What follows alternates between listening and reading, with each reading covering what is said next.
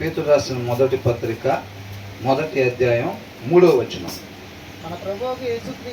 మన ప్రభువు యేసుక్రీస్తు తండ్రి అయిన దేవుడు స్తుతింపబడును గాక. మృతులలో నుండి యేసుక్రీస్తు తిరిగి లేచుట వలన జీవముతో కూడిన నిరీక్షణ మనకు కలుగునట్లు. ఏం కలగాలంట?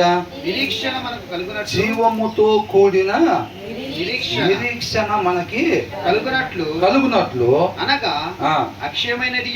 అంటే మనకి ఈ భాష కొద్దిగా టఫ్ గా అనిపించవచ్చు. జీవంతో కూడిన నిరీక్షణ అంటే మనకి కొద్దిగా అర్థం అవ్వకుండా ఉంటుంది. అందుకే వివరించి కింద రాశారు.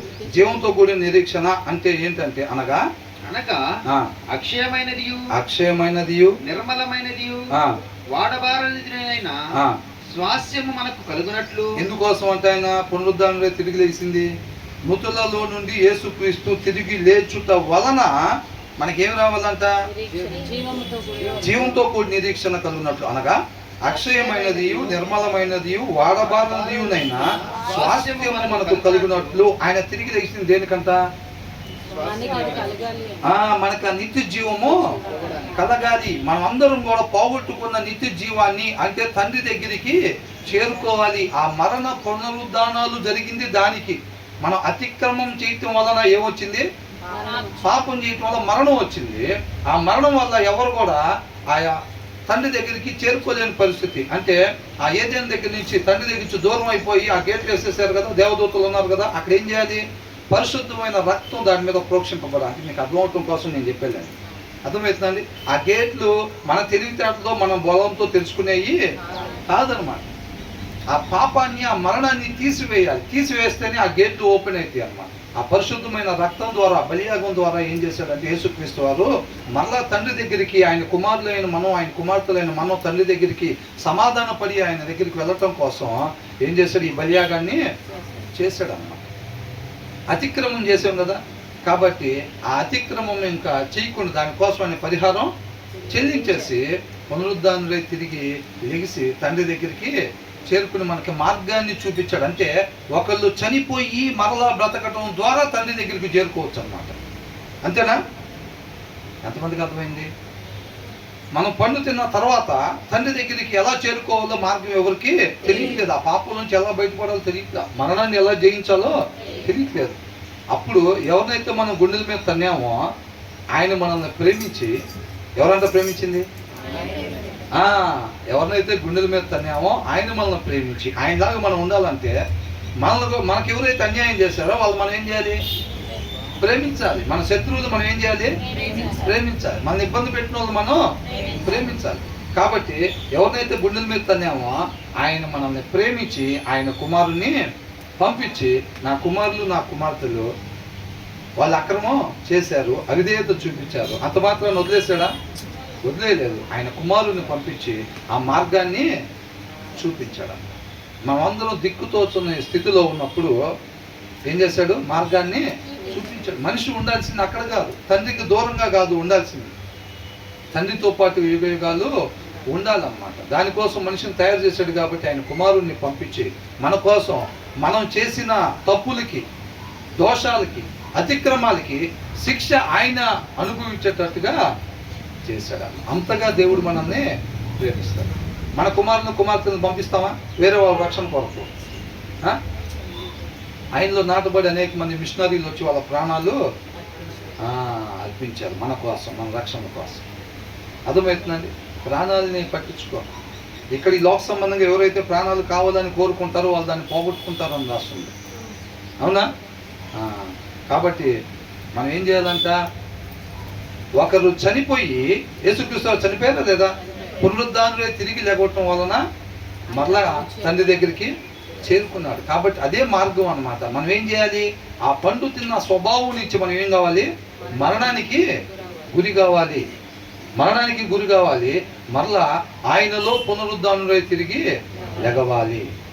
అలాగ లెగిసినట్లయితే మనం పాపం లేని వారుగా ఉంటాం. మన పాపాలకు సంబంధించి ఆయన పరిహారం చెల్లించాడు కదా, దాన్ని మనం ఒప్పుకుంటాం. మేము దానికి అంగీకరిస్తున్నాము. మా జీవితం మీద అధికారం ఆయనకి ఇస్తున్నాం.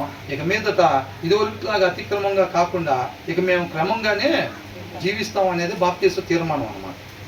ఆ తీర్మానం తీసుకున్నప్పుడు ఏమైందనంటే చక్కగా ఇమ్మీడియట్గా ఏం చేయాలి, పిల్లలు పుట్టగానే చక్కగా ఏం చేస్తారు, అమ్మటే పాలు తాపిస్తారు, అవునా కదా.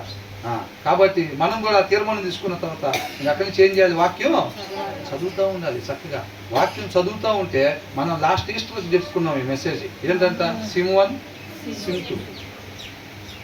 కాబట్టి ఏంటి, ఆ పాత స్వభావ లక్షణాలు అన్నీ కడిగివేయబడతా ఆయనలో ఉండే లక్షణాలు, గుణ లక్షణాలు మనలో డౌన్లోడ్ అవుతూ ఉంటాయి. ఆయన పోలికలోకి, ఆయన స్వరూపంలోకి మార్చబడతాం. అప్పుడు తండ్రి ముందు నిలబడినప్పుడు ఆయన వలే ఉంటాం కాబట్టి ఆయన మనల్ని అంగీకరించి దగ్గరికి తీసుకుంటాడు అన్నమాట, అవునా. అలాగుండాలి. కాబట్టి మనం ఏంటంట, మరణించి తిరిగి లేకపోతే ఒకళ్ళు కొత్తగా జన్మిస్తేనే తప్ప ఎక్కడికి వెళ్ళారంట, నిత్య జీవానికి చేరుకోలేరు. అంతే తప్ప ఈ మార్పు హృదయంలో కలగాలి. అంతే తప్ప మనం జస్ట్ నీళ్ళలో మునిగి లేచి మన ఇష్టం వచ్చినట్టుగా ఉంటే ఏం చేసినట్టు, ఆయన అవమానపరిచినట్టు, దాన్ని సద్వినియోగం చేసుకున్నట్టు కాదన్నమాట. అది ఒక లైసెన్స్గా భావించుకున్నట్టు, దుర్వినియోగం చేసినట్టు. లాస్ట్ టైం ఎలాగైతే రిజెక్ట్ చేశారో మరలా అదే రీతిగా ఆయన రిజెక్ట్ చేసినట్టేనమాట, అవునా. కాబట్టి ఇక్కడ ఏమన్నంటాడు, మృతులలో నుండి యేసుక్రీస్తు తిరిగి లేచుట వలన మనకేం కావాలంట, నిత్య జీవం మనకి రావాలని చెప్పి ఆయన ఆ పునరుద్ధానుడై తిరిగి లెగిశాడు, మార్గాన్ని మనకి చూపించాడు అన్నమాట. తర్వాత ఏమంటున్నారు, ఆయన తన విశేష కనికరము చొప్పున మనలను మరలా జన్మింపజేశాడు. ఏం చేశాడంట, మరలా మనల్ని జన్మింపజేశాడు. రక్షణ ఎక్కడి నుంచి వచ్చింది, ఆయన కృపా కనికరం వల్లనే వచ్చింది తప్ప మన క్రియల వలన రాదన్నమాట. ఒకళ్ళు తండ్రి చేత ఆకర్షింపబడితే తప్ప కుమారుడి దగ్గరికి ఎవరు కూడా రాలేరన్నమాట, అర్థమవుతుందండి. కాబట్టి సువార్త చెప్పిన ప్రతి ఒక్కరు మనం రక్షింపబడలే, కానీ తండ్రి చేత ఆకర్షింపబడిన వాళ్ళే రక్షింపబడతారు, అవునా. తర్వాత ఏమనుంది, కడవరి కాలమందు బయలుపరచుటకు సిద్ధముగానున్న రక్షణ మీకు కలుగునట్లు మనకి కలగాలని విశ్వాసము ద్వారా, దేని ద్వారా, అది అండర్లైన్ చేసుకోవాలండి. మెయిన్ అంతా దాని మీదే డిపెండ్ అయి ఉంది, అర్థమవుతుందండి. ఆయన్ని పునరుద్ధానుడు, ఆయన చనిపోయి పునరుద్ధానుడై తిరిగి లెగిసిన వాళ్ళు ఆయన కల్లారా చూసినా నమ్మి విశ్వసించకపోతే నిత్య జీవానికి వెళ్ళరు, అర్థమవుతుందండి. ఆయనతో పాటు ఆహారం తిని ఉండొచ్చు కాక, ఆయనతో పాటు ఉండొచ్చు కాక, ఆయన టైంలో జీవించి ఉండొచ్చు కాక, అదే కాలనీలో ఉండొచ్చు కాక, నమ్మి విశ్వసించకపోతే ఏం లేదంట, నిత్య జీవము లేదు. ఇదే మార్గము, వాక్యమే మార్గము. కాబట్టి నేను దీన్ని అనుసరిస్తే తప్పకుండా నేను నిత్య జీవానికి, తండ్రి దగ్గరికి చేరుకుంటాను అనే ఒక విశ్వాసం ఉంటే, విశ్వాసం ఎవరికి ఉంది అని అంటే దీని ప్రకారంగా నడుచుకుంటూ ఉంటారు చూసారా, వాళ్ళ జీవితాల్లో వాక్యాన్ని అనుసరించడమే వాళ్ళ జీవిత విధానంగా ఎవరిదైతే కనపడిద్దో వాళ్ళు విశ్వసిస్తున్నట్టు, అర్థమవుతుందండి. విశ్వసించే వాళ్ళే దాని ప్రకారంగా నడుచుకుంటారు. దీని ప్రకారంగా నడవటం అంటే ఏంటి, మరణం తర్వాత ఉండే దాని వైపు చూపు నిలబెట్టే వాళ్ళే నడుస్తారు అట్లాగా. ఈ లోకంలో ఉన్న దాన్ని చూసేవాళ్ళు దీని ప్రకారంగా నడవలేరు, అర్థమవుతుందండి. దీని ప్రకారంగా ఏముంటుంది, 2 అంగీలు ఉంటే అంగీ లేనోడికి ఇవ్వమంటుంది. మరి ఇప్పుడు మనకు అంగీలు తయారవుతాయా, ఎక్కువ 50 జతలు ఉన్నాయి, 150 జతలు ఉన్నాయి, 3 హారాలు ఉన్నాయి, 20 జతలు చెప్పులు ఉన్నాయి. ఏంటంట, ఉంటాయా అట్లాగా, ఉంటాయా, ఉండవు. లోకం ఏం చెప్పిద్ది, ద విక్టిల్ మ్యాన్ అంట క్రావ్స్ అని అంట, ఇంకా కావాలి, ఇంకా కావాలి, ఇంకా కావాలి, ఇంకా కావాలి. ఫస్ట్లో నేను అనుకునేవాడిని, నేను అసలు జాబ్ కూడా స్టార్ట్ అవ్వకముందు చదువుకున్న రోజుల్లో తర్వాత నాకు ఎలా బతుకుతానని ఒక భయం ఉండేది. మా ఇంట్లో అన్నీ ఉండేవి. తర్వాత మా అమ్మాయికి వచ్చింది ఆ భయం. అయితే మా ఇంట్లో ప్లేట్లు ఇవన్నీ ఉండేవి, కూర్చోటానికి కుర్చీలు, పడుకోవటానికి మంచాలు, టీవీలు అవన్నీ ఉండేవి. నేనేమనుకునేవాడిని అంటే అసలు నేను ఎలా బతుకుతాను, నేను పెళ్ళైన తర్వాత ఇవన్నీ నేను ఎప్పుడు కొనుక్కోవాలి, ఇవన్నీ నేను ఎలా కొనుక్కుంటానని పెద్ద భయపడిపోయేవాడిని. అవన్నీ చూసి నేను రాత్రిపూట పడుకుంటే నా తోటలో నిద్రపోతూ ఉండేవాళ్ళు. మేము అప్పుడు యూత్ కదండి, కొద్దిగా డాబాల మీద అక్కడ పడుకునేవాళ్ళం. కొద్దిగా మా ఇంట్లో అడిగి వెళ్ళి ఫ్రెండ్స్తో పాటు పడుకునేవాళ్ళు. అక్కడ పడుకొని నా పైన ఆకాశంలో చూసుకుంటా దీని గురించి ఆలోచిస్తూ ఉండేవాడిని. నిజంగా జరిగిందని కట్టుకత్త ఏమీ కాదు. ఏమనుకునేవాడిని అంటే అప్పట్లో ఒక్క 3 లక్షలు అంటే ఎంత ఉంటే ఈ మెయింటెనెన్స్ జరిగిద్దని క్యాలిక్యులేషన్ వేసుకున్నా. ఆ టీవీకి, కరెంటు బిల్లుకి, బియ్యం ఎంత అయింది, బియ్యం కట్ట ఎంత అవుతుంది, కూరగాయలు ఎంత అవుతుంది, అన్ని క్యాలిక్యులేషన్ వేసుకుంటే ఆ వడ్డీ ఎంత రావాలి, ఒక 3,000 రూపాయలు వస్తే బియ్యం కట్ట వచ్చింది, కూరగాయలు వస్తాయి, కరెంటు బిల్లు వచ్చింది, ఈ మొత్తం కూడా జరిగిపోతాయి. మన బ్రహ్మాండానికి ఏదో కావాలి, పెద్ద మేడగది కావాలి, లేకపోతే కార్లు కావాలి అనేది కాకుండా మనం మినిమం ఇబ్బంది లేకుండా బతకాలంటే ఒక 3,000 రూపాయలు నెలకి కావాలి. 3,000 రూపాయలు నెలకు కావాలంటే బ్యాంక్ అకౌంట్లో ఒక 3 లక్షలు ఉండాలి. అప్పుడు ఒక 1,000 రూపాయలు వడ్డీ వచ్చింది. నెలకు 3,000. అస్సలు మనం ఏ పనికి పోకపోయినా ఏమి లేకపోయినా శుభ్రంగా బియ్యం కట్టింటికి వచ్చేసింది, కూరగాయలు వచ్చేస్తాయి, కరెంటు బిల్లు కట్టి టీవీ ముఖ్యం కదా, అప్పుడు మనం టీవీ చూసుకోవచ్చు, కరెంటు బిల్లు ఇదంతా కూడా బ్రహ్మాండంగా అయిపోయింది. 3 లక్షల రూపాయలు అని అంటే ఎలాగొస్తాయో అని అనుకుంటా ఉండేవాడిని. చాలా అదే భయపడుతూ ఉండే, 3 లక్షలు కాదు, 3 లక్షలు ఉంటే అసలు బతికిపోతాం, ఎలాగైనా సరే లైఫ్లో 3 లక్షలు సంపాదించాలి అని అనుకుంటా ఉండేవాడిని. దేనికి? అప్పుడు మనం ఏంటి, దేవుడి మీద పెద్ద అనుకున్న పరిస్థితి కాదు, మనకు తెలియదు. ఆయన ఇస్తాడు, అవన్నీ కూడా ఆయన సమకూరుస్తాడు అన్న విషయం మనకి తెలియదు. అప్పుడు నేనే ఏదో చేసుకోవాలి, మా నాన్న టైం లాంటి ఇదంతా పెట్టుకున్నాడు, నేను ఎట్లా చేసుకుంటాను భయపడుతూ ఉండేవాడిని. ఎక్కువగా భయపడిపోతూ ఉండేవాడిని. తర్వాత ఏమైందంటే దేవుడి కృపను బట్టి 3 లక్షలు జతపని ఉద్యోగానికి వెళ్తాం చేయటం. తర్వాత 3 ఏమైందనంటే కాస్ట్ ఆఫ్ లివింగ్ పెరిగింది, అంటే జీవిత విధానం ఖర్చు పెరిగింది కాబట్టి 3 లక్షలు అప్పుడు అనుకున్నాను, ఇప్పుడైతే 5 లక్షలు అవసరం పడేటట్టుంది అని అనుకున్నా. చిన్నగా 3 కాస్త ఏమైంది, 5 అయింది. 5 పాకులాట మొదలైంది. తర్వాత చిన్నగా 5 జమ అయింది. 5 అయిన తర్వాత ఏమైంది, 5 తర్వాత ఇంకా ఆన్లైన్ చూడటం చిన్నగా 10, 15 అట్లాగా చిన్నగా మొదలవుతుంది అన్నమాట. అదే అంటుంది ఇప్పుడు ఈ వాక్యానుసారం విశ్వాసం లేని వాళ్ళు ఎలా ఉంటుందంటే అది ఇంకా కావాలి, ఏంటంట ఇంకా కావాలి. ఎన్ని కోట్లు వచ్చినా మనం అనుకున్న ప్రపంచ కోటీశ్వరుని అడిగినా కానీ ఏమంటాడు, ఆయన అప్పుడు పడుకోవటం కాదు, ఆఫీసులోనే అవసరం అయితే 2 గంటలు నిద్రపోయి మళ్ళీ పని చేసుకునేవాడని మనం చెప్పుకున్నాం కదా. ఆయన ఇప్పుడు కూడా అదే పని చేస్తూ ఉంటాడు. ఎందుకని, ఇంకా కావాలి. ఆ 2వ ప్లేస్లో వాడు ఎవడో ఫస్ట్ ప్లేస్కి వచ్చేస్తాడేమో, ఎవడు అందుకోలేని రికార్డు ఒకటి మనం పెట్టాలి అని ఆ జీవిత కాలం పరిగెడతానే ఉంటారు. ఇంకా కావాలి, ఇంకా కావాలి, ఇంకా కావాలి. కానీ విశ్వాసం ఏం చెప్పిద్ది, 2 అంగీలు ఉంటే 1 అంగి అవతల ఒకటి కాదు, నిన్ను వలే ఈ పొరుగు వారిని ప్రేమించాలి అని. అంటే మన లైన్లో ఇప్పుడు మనకుంది, మన కొన్ని అంటే మన లైన్లో అందరు కొనియా లేదో చూసుకోవాలిగా. నిన్ను వలే నీ పొరుగు వారిని ప్రేమించాలంటే మన లైన్లో అందరి పరిస్థితి బాగానే ఉందా, తింటానికి ఉందా, వస్త్రాలు ఉన్నాయా సరిగ్గా, ఎవరికన్నా లేకపోతే ఏం చేయాలి, ఐడెంటిఫై చేసి మనకున్న సమృద్ధిలో నుంచి తీసుకొని వెళ్ళి వాళ్ళకి. దావీదు అదేగా చేశాడు, నాకున్న బ్రహ్మాండంగా ఉంది, నా తరానికి, నా పిల్లల తరానికి దేవుడు ఇచ్చాడు, దేవుడికే స్తోత్రం అన్నాడా. నాకు ఆధార సరిపడా ఉంది, ఇంకెవరికి లేదు, మన ఊర్లో ఎవరికైతే లేదు వాళ్ళ లిస్టు తయారు చేయండి, వాళ్ళకి ఆ సమృద్ధిలో నుంచి కానుకల్ని పంపించండి. అది మనకెందుకు చెప్పారు, మనం కూడా అలా ఉండాలి. కట్టుకున్నామా, నగలు పెట్టుకున్నామా, ఇంకా మిగిలినవి అయితే ఆ 2 కూడా పెట్టుకో, ఇంకా మిగిలినవి అయితే ఏం చేయాలి, షాపింగ్ కని పోయాం 50,000 తీసుకొని 30,000తో షాపింగ్ అయిపోయింది, 20,000తో వస్తాం ఇంటికి. ఇంకో తలావు జత కొనుక్కుంటే సరిపోయింది. లేకపోతే 50,000 చదువుతాడు కాబట్టి ఆయన ఎంత పట్టుకొస్తే అంత. ప్రస్తుతానికైతే 50,000 షాపింగ్ కంటే పర్లేదు, నేను చదువుకుందాం పదండి అంటారు. ఏంటి చదువుకుందాం పదండి, 49,500 ఉన్నా సరే అక్కడ ఏదో ఒకటి బాదం పాలు దాకా 500 చేసుకుని ఇంటికి రావాల్సిందే తప్ప మళ్ళీ స్టాకు పెట్టకూడదు, అవునా. అట్లా కాకుండా మనం అట్లా మిగుల్చుకునే వారంగా కాకుండా ఏం చేయాలంట, ఎవరైతే అవసరతలో ఉన్నారో వాళ్ళకు మనం ఇచ్చే వారంగా ఉండాలి. లోకం ఏం చెప్పిద్ది, ఎవడెట్లా పోతే మనకెందుకు, దాచుకో దాచుకో దాచుకో. దీనికి ఎలాగుంది, క్వైట్ ఆపోజిట్ ఉండిద్ది అన్నమాట, అవునా. పూర్తి వ్యతిరేకంగా ఉండిద్ది విశ్వాసికి అవిశ్వాసికి. అవిశ్వాసి అంటే వాళ్ళు సపరేట్గా ఏమి టీవీలో చూపించినట్టుగా మసిపూసుకొని కొమ్ములు వేసుకున్నట్లుగా ఏమి ఉండరండి, అన్నావు కదా. మేము క్రిస్టియన్స్ అండి, దీక్ష వేసుకున్నాము, అందుకే ప్రార్థనకి వెళ్ళాము అంటాడు. క్రిస్టియన్స్ అని బాప్తిసం తీసుకున్నాను, ఎప్పుడప్పుడు మందు అవుతాం అని అంటున్నారు. ఇప్పుడు వీళ్ళందరూ ఎవరు, విశ్వాసులు అని చెప్పుకుంటా తిరిగి అవిశ్వాసులు అన్నమాట, అవునా.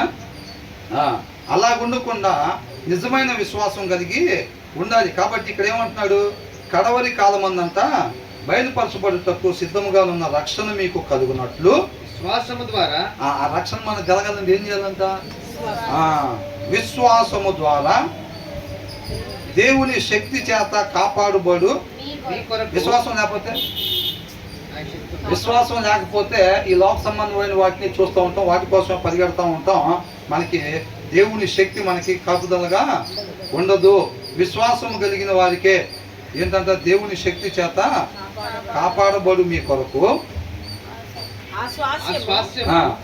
పరలోకమందు భద్రపరచబడి ఉన్నది. ఎవరి కోసం? ఎందరైతే విశ్వాసము కలిగి ఉంటారో వారికి మాత్రమే ఆ స్వాస్థ్యం అంట. పైనున్న వాటిని మాత్రమే ఎవరైతే వెతుకుతారో వాటికి సంబంధించిన క్రియలు. అవునా? దాచుకోవటం కాదు. ఎప్పుడైతే ఒకరికి టిఫిన్ ఇప్పిస్తే అది అక్కడ ఉంచబడింది. అది విశ్వాసానికి సంబంధించిన క్రియ. అవునా? రేపు మనం నిత్య జీవంలో ఉంటామో దానికి సంబంధించిన క్రియ అన్నమాట ఇది. ప్రభు నేను నమ్ముతున్నా అంటే అయితే నీ కుమారుని తీసుకొని వచ్చి నేను చెప్పే ప్లేస్లో బలి ఆ ప్రభు అట్లా కుదరదు అన్నాడా? తీసుకొని వెళ్ళాడు. ఏం చెప్పావు ప్రభు, ఏం చేస్తున్నావు? ఇస్తానని చెప్పావు, ఒకని ఇచ్చావు, వాడిని మళ్ళీ తీసుకొచ్చి బలి ఇమ్మంటున్నావు అని అన్నాడా? ఏమీ లేదు. ఇవన్నీ శరీర కోరికలు అన్నమాట, ఈ అనుమానాలు ఇవన్నీ కూడా. ఆత్మను అనుసరించడం ద్వారా శరీర క్రియలను మనం ఏం చేయాలంట? శరీర క్రియలను ఎలా జయించాలి? ఆత్మను అనుసరించడం ద్వారా శరీర క్రియలను మనం జయించవచ్చు. ఆత్మని వాక్యాన్ని అనుసరించడం ద్వారా శరీర క్రియలను మనం జయించాలంటే వాక్యాన్ని అనుసరించాలి. ఈ క్వశ్చన్స్ అన్ని వస్తాయి. ఈ క్వశ్చన్స్ అన్నిటిని జయించాలని అంటే వాక్యము, దేవుడి నోట నుంచి వచ్చిన మాట, నీ కుమారుని తీసుకొచ్చి అక్కడ ఇవ్వమన్నది, చెప్పింది చేయటం. ఆయన మాటను అనుసరించడం ద్వారా శరీర క్రియలు మనం, శరీర కోరికలు మనం జయించవచ్చు. మనం చేయాల్సిన పని అదనమాట. అర్థమవుతుందండి? కాబట్టి మనకేం చేయాలంట? విశ్వాసము ఉంటేనే. విశ్వాసం లేకపోతే ఇక్కడికి చూస్తారు. విశ్వాసం ఉంటే వాక్యాన్ని అనుసరించే వరంగా ఉంటాం. కాబట్టి విశ్వాసం ద్వారా దేవుని శక్తి చేత కాపాడుబడి మీ కొరకు ఆ స్వాస్థ్యం పరలోకమందు నీళ్ళలో మునిగి లేచిన వాళ్ళందరికీ రాదండి. విశ్వాసం ఉంచాలి. ఆ విశ్వాసం క్రియలతో కార్యసిద్ధి కలగాలి. అది అబ్రహాం విశ్వాసం అన్నమాట. వాళ్ళు నీతిమంతులుగా ఎంచబడతారు అబ్రహాము వలె. రేపు అబ్రహాం ఉండే ప్లేస్లో ఉంటారు. అంతే తప్ప మన నీళ్ళలో మునిగిలేసి క్రియలు వేరేగా ఉన్నాయి అనుకోండి, ఆ విశ్వాసం దెయ్యాల విశ్వాసం. ఆ విశ్వాసం రేపు దెయ్యాల దగ్గరికే తీసుకెళ్ళింది. అంతేనా? కాబట్టి క్రియలు కలిగిన విశ్వాసము మనం కలిగి ఉండాలి. తర్వాత ఏమంటున్నారు? ఇందువలన మీరు మిక్కిలి ఆనందించుచున్నారు. కానీ ఇప్పుడు ఏమైంది? మనకి రూట్ ఏదైతే నిత్య జీవానికి దారి. ఎందుకు ఆనందించేది మనం? అప్పుడు దాకా మనం ఏం చేసాం? అవిధేయత చూపించి మరణాన్ని తీసుకొచ్చుకున్నాం. దారి తెలియట్లేదు. తండ్రి దగ్గరికి దారి తెలియట్లేదు. జీవం తెచ్చుకోవడానికి దారి తెలియట్లేదు. దారి తెలియని స్థితిలో ఉన్నప్పుడు యేసుక్రీస్తు వారు వచ్చి మరణాన్ని జయించి పునరుద్ధానంగా తిరిగి లెగిసి మనకేం చూపించాడు? దారి చూపించాడు. ఎస్, ఇక మన తండ్రి దగ్గరికి వెళ్తానికి దారి దొరికింది. మనకి విశ్వాసం ఉంటే చాలు. మన విశ్వాసం ఉంటే దానికి సంబంధించిన క్రియలు. నేను నమ్ముతున్నాను డాడీ, నేను దూకను అనుకున్నాం కదా. పాప ఇప్పుడు అక్కడ ఉండి దూకమ్మ నేను పట్టుకుంటాను అంటే, ఏం నన్ను నమ్మట్లేదు అంటే, నమ్ముతున్నాను డాడీ అంటే మరి దూకంటే అమ్మో నేను దూకనన్నా అంటే నమ్ముతుందా? ఆ నమ్మకం కాదు. విశ్వాసము అని అంటే ఆయన ఏదైతే చెప్తున్నాడో అది చేయటం. అర్థమవుతుందా? ఆయన ఏం చెప్తున్నాడు? ఇదిగో మీ చేతిలో ఉంది కదా, ఇదే ఆయన చెప్తున్నాడు. ఈ రీతిగా ఉండని ఆయన చెప్తున్నాడు. అర్థమవుతుందా? ఇలాగ ఉంటే మీరేమవుతారంట? నిత్య జీవాన్ని. విశ్వాసం ఉంటే దాని క్రియలు కనపడాలి. నువ్వు నమ్మితే నువ్వు దూకాలి. అవునా? నువ్వు నమ్ముతుంటే దీన్ని అనుసరించాలి. ఆ క్రియలు నీలో కనపడాలి. దీన్ని నువ్వు అనుసరించట్లేదంటే నమ్మట్లేదని అర్థం. అవునా కదా? కాబట్టి ఏంటంట? ఇందువల్ల మీరు మిక్కిలి ఆనందించు. దారి దొరికింది కాబట్టి ఇక మనకు ఆనందం. అవసరమును బట్టి నానా విధములైన శోధనల చేత ఏమైందంట? అవసరతను బట్టి మనకి నానా విధములైన శోధనల చేత ప్రస్తుతమును కొంచెము కాలము మీకు దుఃఖము కలుగుచున్నది. ఏంటంట? ఎస్, రూట్ దొరికింది, ఇక పరిగెత్తుకుంటూ వెళ్తమే. ఏదంటే ఏం కలిగిందంట? దారిలో ఏమంటాయి అంట? నానా విధములైన శోధనలు కలుగుతాయి. మరి మన విశ్వాసం టెస్ట్ చేయాలి కదా. విశ్వాసం ఉందా? నమ్ముతున్నారా, విశ్వసిస్తున్నారా అంటే చేతులు అందరూ ఎత్తుతారు. అవునా? మరి చేతులు ఎత్తిన వాళ్ళందరికీ గేట్లు ఓపెన్ చేసి లోపల పంపిస్తారా తండ్రి దగ్గరికి? టెస్టింగ్ ఉండిద్ది అక్కడ, పరీక్ష. ఆ పరీక్షలో నిలబడిన వాళ్ళకే లోపలికి ఎంట్రన్స్. నువ్వు ఇండియన్వేనా అంటే అవునండి అంటే ఆ పదా లోపలికి అంటారా? ఆధార్ కార్డు అంటారా? ఆధార్ కార్డు ఫ్లైట్లో ఎక్కినా సరే ఆధార్ కార్డు చూపించాలి, ప్రూఫ్. మనం కూడా రేపు తండ్రి దగ్గరికి వెళ్ళాలంటే ఏం చేయాలంట? విశ్వసించాలి. అవునా?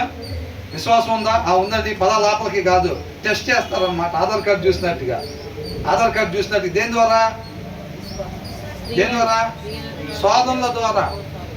దేని ద్వారా అంట? ఇప్పుడు మందు తాగావా అంటే తాగలేదండి అంటాడు. ఇలా ఇలా ఇలా ఇలా వచ్చేసి టెస్టింగ్ చేస్తారు కదా పోలీసులు. ఏంటి మందు తాగావా అంటే తాగలేదండి నేను తలకాయ కూర్చోడు. ఏదో ఒకసారి ఊదు అని అంటారు, ఊదగానే వెళ్తారా లేదా? అట్లాగా ప్రతి దానికి కూడా చెక్కింగ్ ఉండిద్ది అనమాట. వీళ్ళు కూడా విశ్వాసం ఉందా అనగానే ఉందనగానే లోపలికి ఏం పంపిరు. కాబట్టి అక్కడ ఏం చేస్తారంటే శోధనల ద్వారా ఏం జరిగింది? శోధన ద్వారా నానా విధములైన శోధనల చేత ప్రస్తుతమున కొంచెము కాలము మీకు దుఃఖము కలుగుచున్నది. కొంచెం కాలం అంట ఆ టెస్టింగ్ మనం ఎదుర్కోవాలి. మనం ఒకటే గుర్తుపెట్టుకోవాలి, శోధన కలిగిన ప్రతిసారి టెస్టింగ్ జరుగుతుంది అనుకోవాలి.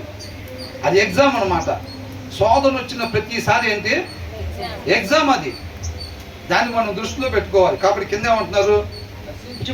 సువర్ణము అగ్ని పరీక్ష వలన శుద్ధపరచబడుచున్నది కదా. గోల్డ్ ఏం చెక్ చేస్తారు? మనం గోల్డ్కి అది ఇది ఇది అది వేసి పొలవ చేసుకెళ్తాం హారాన్ని. అది అమ్మట దాన్ని కాటాలు వేసి దాన్ని అంత డబ్బులు ఇచ్చేస్తారా? అది ఏం చేస్తారు? ఇది మొత్తం బంగారమేనా కాదా అని చెప్పి దీంట్లో వేస్టేజ్ ఏమైనా ఉందో అని ఏం చేస్తారు? ఫైర్ చేస్తారు. దాంట్లో వేస్టేజ్ మొత్తం పోయిద్ది. ఈ విశ్వాసాన్ని శోధనల ద్వారా ఏం చేస్తారంట? ఫైర్ పరీక్షిస్తారు అనమాట. అంటే మనకు శోధన వచ్చిన ప్రతిసారి మనం ఏమనుకోవాలి? టెస్టింగ్లో ఉన్నాము. అర్థమవుతుందండి? పరీక్ష జరుగుతుంది అనేది మనం గుర్తుపెట్టుకోవాలి. శోధన వచ్చిన ప్రతిసారి కూడా దాన్ని జయించామంటే యేసన్న గారు రాశారు కదా, ఎట్లా మారిపోతా ఉంటా? సువర్ణం వలె మారిపోతాం. కాబట్టి మన శోధనని జయించేవారిగా ఉండాలి. నిజమైన విశ్వాసమే నిలబడిద్ది. తెల్ల చీరలు కట్టుకొచ్చి ఇక్కడ పాటలు పాడి మొక్కలు ఎట్టుబెట్టి అట్టుబెట్టి అంతరంగంలో మాత్రం వాక్యం లేని వాళ్ళు అందరూ తేలిపోతారు అక్కడ. అర్థమవుతుందండి? 5,000 మందికి పోస్టులు ఉంటే 50,000 మంది ఎగ్జామ్ రాస్తారు. మిగతా 45,000 మంది ఎక్కడ తేలిపోతారు? అట్లా తేలిపోతారు. ఇప్పుడు చర్చిలు నిండిపోతున్నాయి చూసారా? అందరికీ ఉండదు అక్కడ, అందరికీ ఉండదు. ఇక్కడ వారిని వాళ్ళు మోసం చేసుకునే వాళ్ళు, పాస్టర్ గారిని మోసం చేసే వాళ్ళు ఉంటారు కదా, వాళ్ళందరూ కూడా ఎక్కడ తేలిపోతారు? తేలిపోతారా లేదా? కాబట్టి దీన్ని జాగ్రత్తగా పెట్టుకోవాలి. నటనా జీవితం విశ్వాసం ముసుగేసుకున్నాం అనుకో, అది అక్కడ తేలిపోయింది, ఒరిజినాలిటీ బయటపడిద్ది. ఆ రోజు సిగ్గుపడే పరిస్థితి అయింది. అర్థమవుతుందా? శాశ్వత నష్టం ఎదుర్కొనే పరిస్థితి అయింది. ఎవరు మోసపోతారు అప్పుడు? జనాలు మోసపోతారా? ఎవరు మోసపోయేది? అది వాక్యం చదవకుండా వాక్యం చదివిన వాళ్ళు ఎలాగుంటారో అలాగా మనం బిహేవ్ చేయటం నేర్చుకున్నాం అనుకోండి, చేస్తారా చేయరా? డబ్బులుండో, డబ్బులు ఉన్నవాడు ఎలా బిహేవ్ చేస్తాడు, ఎలా నడుస్తాడు, ఎలా ఉంటాడు, ఎలా మాట్లాడతాడు, అవి నేర్చుకుంటారు జనం. బేసిక్గా డబ్బులు ఉండవు. ఇప్పుడు కూడా ఏం చేస్తారంటే విశ్వాసం ముసుగేసుకుంటారు చాలామంది. వాళ్ళు ఇలాకాడ వాక్యం చదవరు. వాళ్ళ అంతరంగంలో ఆకలి వాళ్ళకి ఉండదు, ఆత్మీయ ఆకలి వాళ్ళకి ఉండదు. అది దేవుడికి స్పష్టంగా కనపడింది. కానీ ఆ ముసుగేసుకొని, విశ్వాసం ముసుగేసుకొని జనాన్ని మోసం చేస్తారు. ముఖ్యంగా వారిని వాళ్ళు మోసం చేసుకుంటారు అన్నమాట. కాబట్టి అదే ముసుగేసుకొని నిత్య జీవంలోకి వెళ్ళిపోవచ్చు అంటే అట్లాగేమీ తీసుకోరు. పరీక్షింపబడిద్ది అనమాట. ఆ పరీక్షలో మనం గెలిస్తేనే ముందుకు పోవటం, అంతే తప్ప ఆ ఫైట్ చేసినప్పుడు ఆ శోధనలో ఏమవుతుందంటే ఆ విశ్వాసం డూప్లికేట్ విశ్వాసం అయితే పోయింది. అందుకని ఏమంటున్నారు తర్వాత? దానికంటే అమూల్యమైన మీ విశ్వాసము ఈ శోధనల చేత పరీక్షకు నిలిచినది. ఏం చేసిందంట? మన విశ్వాసం ఈ శోధనల చేత పరీక్షకు నిలిచినది. అర్థమవుతుందండి? కాబట్టి ముందుగానే సరైన విశ్వాసం కలిగి ఉండాలి. మనం సరైన విశ్వాసం మన హృదయంలో దేవుని వాక్యం సమృద్ధిగా ఉన్నట్టయితే దాన్ని అనుసరించే వారంగా మనం ఉంటాము. ఆ విశ్వాసం కలిగిద్ది, ఆ ఆకలి కలిగిద్ది. వాక్యం చదవటం వల్ల ఆ ఆత్మీయ ఆకలి కలిగిద్ది, ఆశ కలిగిద్ది, ఆయన ఆశ్రయిస్తాం అన్నమాట. అర్థమవుతుందండి? అప్పుడు ఆ విశ్వాసం నిలబడిద్ది రేపు రోజున అక్కడ. అదే అంటున్నారు. తర్వాత ఏమంటున్నారు? ఏమని? పునరుద్ధానంలో క్రీస్తు వలె మనం కూడా యేసు క్రీస్తు వారు విశ్వసించారు కాబట్టి ఆయన ఏం చేశాడు? ఈ లోక సంబంధంగా ఉండకుండా తండ్రి మాట ప్రకారంగానే ఉండి మరణాన్ని జయించాడు అనమాట. ఆయన విశ్వసించి క్రియలు చూపించాడు. అవునా కదా? ఆయన కొట్టలేక, ఎవరిని తిరిగి కొడుతుంటే కొట్టలేక, పట్టుకుంటుంటే పారిపోలేక, ఈ లోకంలో సంపాదించుకోలేక ఆయన అవన్నీ క్రియలు అన్నమాట. తండ్రి చెప్తున్నాడు ఈ రీతిగా ఉండమని, కాబట్టి మనం ఆ రీతిగా ఉండాలి. ఆయన మాట ప్రకారంగానే ఉన్నాడు. అది క్రియ అన్నమాట. ఆయన జీవిత విధానములో క్రియలు కనపడుతుంది. దాన్ని విశ్వాసంగా తండ్రి పరిగణలోనికి తీసుకున్నాడు. మన జీవితంలో కూడా వాక్యాన్ని అనుసరించటం అనే క్రియల్ని దేవుడు విశ్వాసంగా పరిగణలోనికి తీసుకుంటాడు. ఆయన అలా క్రియలు కలిగిన విశ్వాసం కలిగి ఉన్నాడు కాబట్టి పునరుద్ధానుడై తిరిగి లెగిశాడు. అలాంటి విశ్వాసమే మనం కూడా కలిగి ఉన్నట్టయితే గనక మనం కూడా క్రీస్తు వలె పునరుద్ధానుడై తిరిగి లెగుస్తాము. తప్ప మనం కానీ క్రియలు లేని విశ్వాసం కానీ డూప్లికేట్ విశ్వాసం పట్టుకొని ఉన్నామంటే దెయ్యాల దగ్గర చేరిపోయే పరిస్థితి ఉండిద్ది. అవునా? కాబట్టి మనం అలాగా ఉండకూడదు అనమాట. తర్వాత ఏమంటున్నారు? యేసుక్రీస్తు ప్రత్యక్షమైనప్పుడు మీకు ముప్పును మహిమయు ఘనతయు కలుగుటకు అప్పు చెప్పేసావా? ఏమైందంట? విశ్వాసం అంటే ఈ శోధన చేత పరీక్షకు నిలిచినదై యేసుక్రీస్తు ప్రత్యక్షమైనప్పుడు మీకు మెప్పును మహిమయు ఘనతయు కలుగుటకు కారణమగును. అది కారణమైంది. ఏది? ఆ విశ్వాసం. ఆ శోధనని జయించిన విశ్వాసం ఉందో చూసారా? అది మనకి రేపు మెప్పు కలగటానికి కారణం. ఎవరైతే తండ్రి దగ్గర లోపలికి ఎలా అవుతారో వాళ్ళకి మెప్పు ఘనత ఇవన్నీ కలిగింది. అక్కడ ఎప్పుడైతే విశ్వాసం ముసుగు వేసుకొని వస్తారు చూసారా? ఆ శోధనలు వచ్చినప్పుడు ఆ ముసుగు పోయి బయటపడినప్పుడు వాళ్ళకి మెప్పు కలిగిద్దా? సిగ్గు కలిగిద్దా? సిగ్గుపడాల్సిన పరిస్థితి ఉండిద్దా? ఘనత కలిగిద్దా? అవమానం కలిగిద్దా? వాళ్ళకి ఒరే నువ్వా లోపల ఎట్లా ఉన్నావా? బయట బ్రహ్మాండంగా చర్చిపోతావు కదరా, రోజు బ్రహ్మాండంగా షోయింగ్ చేస్తావు కదరా అనుకుంటారా లేదా? ఆ రోజు బయటపడిపోయింది ఎవరేంటన్నాడు. ప్రతి ఒక్కరు కంపల్సరీ దాంట్లో నుంచి వెళ్ళాల్సిందే. ఇప్పుడు మనం ఒక మాల్లోకి వెళ్ళామనుకో, మెయిన్ ఎంట్రన్స్ దగ్గర ఇది పెడతారు ఒకటి. అవునా? ఆ మాల్ లోపలికి వెళ్ళాలంటే కంపల్సరీగా అందరు దాంట్లో నుంచి డిమార్ట్కి వెళ్ళేటప్పుడు కూడా ఉండిద్దా లేదా? దాని లోపల నుంచి వెళ్ళాల్సిందే. ప్రతి ఒక్కళ్ళ జీవితంలో అందరు కూడా ఆ పరిస్థితిలో నుంచి వెళ్ళాల్సిందే. అక్కడ ఫేక్ ఉండదు, అక్కడ లంచాలు పెట్టి కొంటం ఉండదు. అర్థమవుతుందా? కాబట్టి ఇవన్నీ జనాన్ని మాయ చేసినట్టు మోసం చేసినట్టు అక్కడేమీ కుదరదు. అక్కడ ఒరిజినాలిటీలు బయటపడిపోతాయి. మన ఒరిజినాలిటీయే నిజమైన విశ్వాసం అనుకోండి, అదే విశ్వాసం ఉండిద్ది. కాబట్టి ఆ విశ్వాసం రేపు మనకి మెప్పు ఘనత, యేసుక్రీస్తు వారు వచ్చినప్పుడు మనకి మెప్పు ఘనత ఉండిద్ది. అంతే తప్ప వాళ్ళెవరో వాక్యం చెబుతున్నారని మనం చెప్పాలి, వాళ్ళెవరో పాటలు పాడుతున్నారని చెప్పి మనం పాడాలి, వాళ్ళెవరో ప్రార్థన చేస్తున్నారని మనం చేయాలి కాదు. మన హృదయంలో ఎప్పుడైతే వాక్యమైన దేవుడికి అవకాశం ఇస్తామో ఆయన నడిపింపుడు బట్టి మనం నడవాలి. మనం ఎల్లప్పుడూ చేసుకోవాల్సిన ప్రార్థన, ప్రభువా నన్ను పూర్తిగా ఉపేక్షించుకొని నీ ఆత్మ నడిపింపు ప్రకారంగా మాత్రమే నడిచే కృపని దయచే ప్రభువా. క్రియలతో నిన్ను మహింపరిచే కృపని దయచే ప్రభువా. నీకే మహిమ, నీకే స్తోత్రం. మనకు నచ్చినట్టు మనం ఉంటున్నాం. అలగటం ఎవరైనా క్రియలతో నీకు మహిమ. యేసుక్రీస్తు వారు ఏం చేశారు? చేయటానికి నువ్వు నాకు ఇచ్చిన పని భూమి మీద నేను సంపూర్ణంగా నెరవేర్చి నిన్ను మహింపరిచాను. ఆయన క్రియలతో తండ్రిని మహింపరిచాడు. సమస్త మానవాళి ఆయన మహిమ కొరకు నిర్మించుకున్నాడు దేవుడు.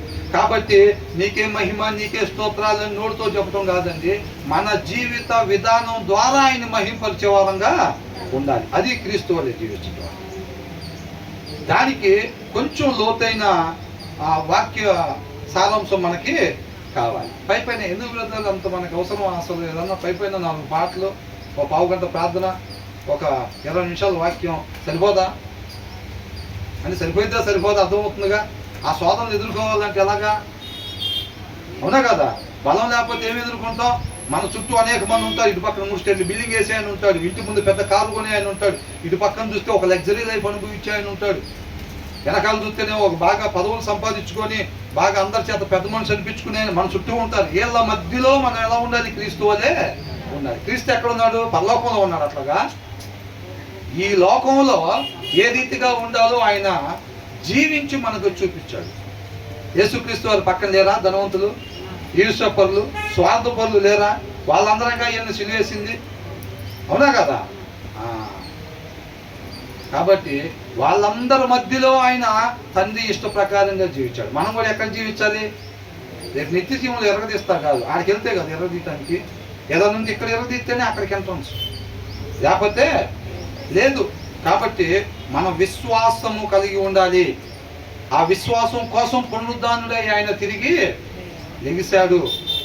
అప్పుడు మన నిరీక్షణకి ఆధారం కలిగింది అన్నమాట. ఆధారం కలిగిందా లేదా? మన నిరీక్షణ రేపు ఆయనతో పాటు యుగ యుగాలు ఉంటామనేది మన నిరీక్షణ. ఆయన ఎప్పుడైతే ఆ మార్గం చూపించి ఆ విశ్వాసాన్ని, క్రియలతో కలిగిన విశ్వాసాన్ని కనపరిచి చనిపోయి పునరుద్ధానుడు తిరిగి లేచి తండ్రి దగ్గరికి వెళ్ళిన తర్వాత ఎస్ అది నిజం, అవునా? మన నిరీక్షణకి ఆధారం దొరికిందనమాట. అందుకని మనం ఆనందించాలి. అంత మాత్రమే కాదు, ఆ విశ్వాసం పరీక్షించబడిద్దని దేవుడు ముందుగానే మనకు తెలియపరుస్తున్నాడు. ఆయన కృపను బట్టి. తెలియపోతే ఏమైంది? అది నిజంగా ఉండాల్సిన అవసరం ఏంది? ముసుకేసుకుంటూ వెళ్ళిపోవా? పాలకలాగా ఎదకలా ముసుకేసుకుంటూ వెళ్ళిపోవా? విశ్వాసపు ముసుగు అని అనుకుంటాం. అట్లా కాదు. అక్కడ టెస్ట్ చేయబడతారు ప్రతి ఒక్కరు కూడా.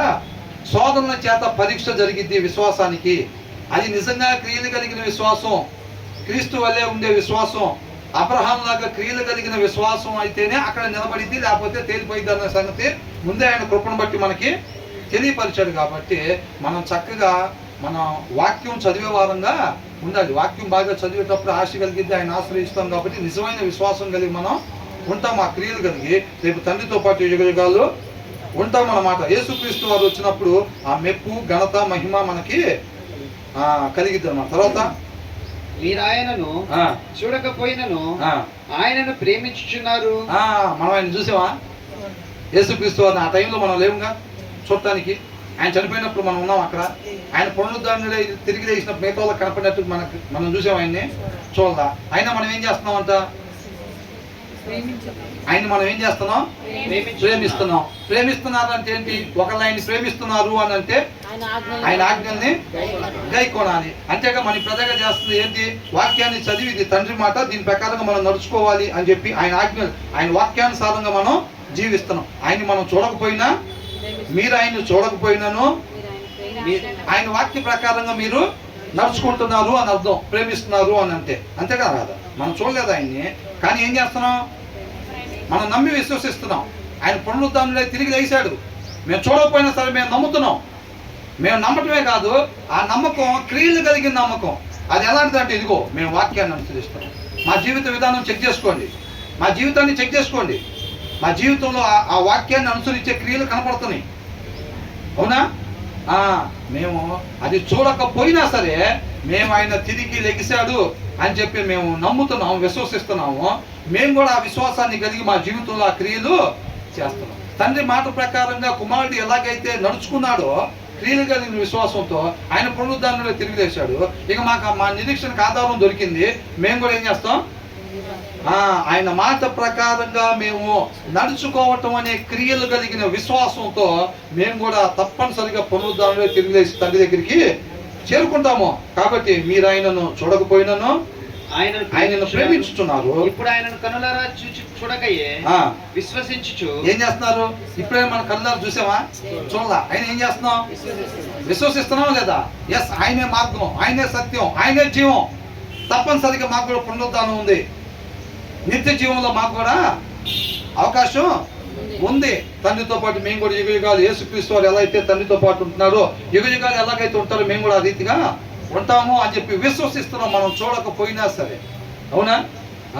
అందుకనే తోమాకి ముందు తోమా ఒక్కడితోనే ఏంటి అవిశ్వాసి అయిన తోమా ఒక్కడితోనే చెప్పలా. వీళ్ళందరూ మిగతా 11 మంది అక్కడ ఉన్నప్పుడు కూడా యేసుక్రీస్తు వాళ్ళు తలుపులోని లోపలికి వచ్చినప్పుడు వీళ్ళందరూ కూడా భయపడిపోయి దెయ్యం అని చెప్పి అనుకుపోయారు. నమ్మారా? ఫస్ట్ ఆ మరియా అక్కడికి వెళ్ళి చూసి వచ్చి సమాధి తీయబడి ఉంది, ఆయన లెగిసాడంట, అక్కడ ఉన్న దేవదూతలు మాకు చెప్పారు, మీకు చెప్పమని చెప్పి పంపించారు అని అన్నప్పుడు ఆమె వచ్చి చెప్తే వీళ్ళు నమ్మారా? వీళ్ళు నమ్మలేదంట. ఆమె మాటలు పిచ్చి మాటలు లాగి వీళ్ళు పరిగణలోనికి తీసుకున్నారు. అంటే వీళ్ళు విశ్వసించారా? వీళ్ళు నమ్మారా? వీళ్ళు నమ్మలా, విశ్వసించలా. తోమా కూడా అదే చెప్పాడు. అవునా? కాబట్టి దేవుడు పరిచయం వాళ్ళకి అప్పగించాడు. అక్కడ గదిలోకి వచ్చిన తర్వాత వాళ్ళకి ఏం చెప్పాడు? చూసి నమ్మిన వానికంటే చూడక నమ్మిన వారు ధన్యులు. మీరు వెళ్ళి ఈ సువార్త మొత్తానికి ప్రకటించండి అని అన్నాడు. తోమా ఒక్కడే అల్ప విశ్వాసం మన కాడకు పంపించారు. అందుకని మన భారతదేశం ఇట్లా గెలిచింది. మిగతా సార్లు పోయిన వాళ్ళు ఏం విశ్వాసం కలిగిన వాళ్ళు కాదు. వాళ్ళు కూడా ఊరు నమ్మలా. మన వాళ్ళకి ఏదైనా దొరికితే చాలు దాన్ని చెప్పలుగా తీసుకోవటం, ఊరు మొత్తం పాంప్లెట్లు పంచడం. అవునా? కాబట్టి ఏంటంట, చూడక నమ్మిన వారు ధన్యులు, ఈ సువార్తను పోయి మొత్తం చెప్పండి మీరు అక్కడికి వెళ్ళి అని అన్నాడు. కాబట్టి మనం ఏం చేయాలి? ఇప్పుడు మనం ఏం చేస్తున్నాం? మన రైట్ వేలో ఉన్నామా లేదా? ముసుగు లేకుండా నిజంగానే మనం ఆయన చెప్పిన మాట ప్రకారంగా నడుచుకుంటుంటే ఆయన ప్రేమిస్తున్నట్టు. కాబట్టి మనం ఆయన చూడకపోయినా సరే ప్రేమిస్తున్నాము.